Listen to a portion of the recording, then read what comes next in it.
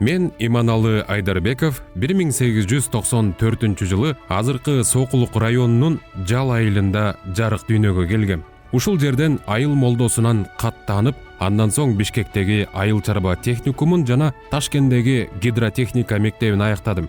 Бирок менин жашоомдогу эң чоң милдет элиме кызмат кылуу болчу. Октябрь революциясы жеңген учурда кыргыз эли бытыранды. Түндөгү Жети Суу Сырдария облусуна, түштүгү Фергана облусуна карап турган. Биздин муун кыргыз жерин бириктирип, өз алдынча мамлекет түптөөгө жан үрөдү. Мен Кара Кыргыз автономия облусунун ревкомунун төрагасы болуп, элдин келечеги үчүн иштөөгө бел байладым. Юридикалык тармактагы аракеттерим кыргыз мамлекеттүүлүгүнүн пайдубалын түптөөдө маанилүү роль ойноду. Бирок ошол оор жылдарда жалган жалаа жабылып, репрессиянын курмандыгы болду.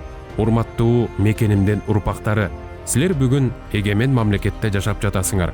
Бул эгемендик биз кыялданган, күрөшкөн, өмүрүбүздү арнаган улуу жетишкендик. Аны сактоо силердин ыйык милдетиңер. Тилди, маданиятты, мамлекеттүүлүктү көздүн карегиндей коргогула. Кыргыз эли эч качан караңгылыкка, бөлүнүүгө, тагдырдын сыноосуна багынбасын.